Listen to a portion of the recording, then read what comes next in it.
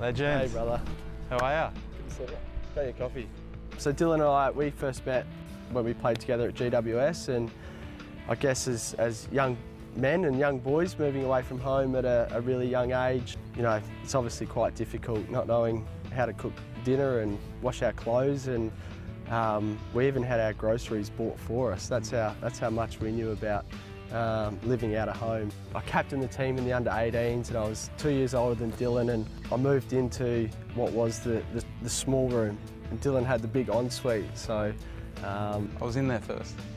Yeah, it was stiff though, I thought. Alex actually became my guardian and taught me how to drive when I was on my learners. To and from training out at Blacktown. Living with Dylan was great, easy, clean, loved his M&M peanuts, so there was always some chocolate in the house. Super tackle, it is, brilliant tackle. So Carey with the tackle. Alex was sort of played like and led like Joel Selwood, crash and bash. Not the biggest bloke, you know, midfielders aren't the biggest guys out in the field, but he certainly, you know, didn't let that bother him when it came to putting his body on the line, and certainly had some, you know, vivid memories of you sort of going back to the flight and not even shirking the contest. I was too slow. I had no leg speed.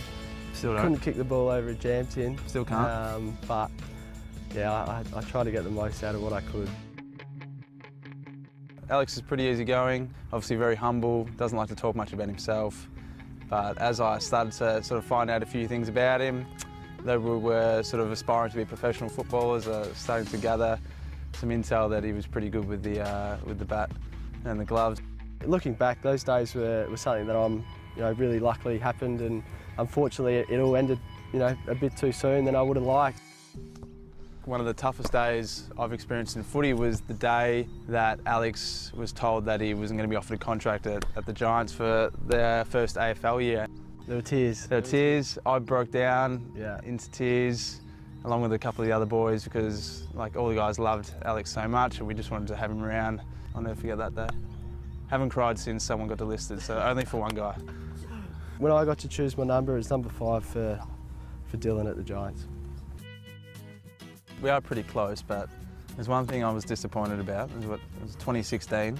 Yeah. You were engaged to Eloise. Yeah. And he had given me a date of the wedding that I was going to be able to get to. It was going to be in my off season, so I was pretty excited and lucky enough to be one of the groomsmen. Then he calls me and says that he's going to move it forward, which happened to fall on the prelim final that we played against the Bulldogs that night, and so I couldn't make his wedding. Instead, went through a bit of heartbreak in the prelim anyway. But I think I was more upset about the result for the boys. Obviously at GWS not getting through the granny, but we all had the little iPhones going during the wedding, and we were watching and hoping. But I'll make sure I schedule my wedding for the test or something. Yeah. If I get married.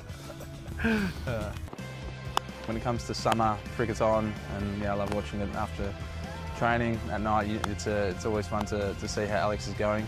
I've always got somebody messaging me saying how good he's going, and I try to flick across. I believe that a baggy green should be on the cards for Alex. I think he's showing enough, and when his time comes, I think he's going to thrive.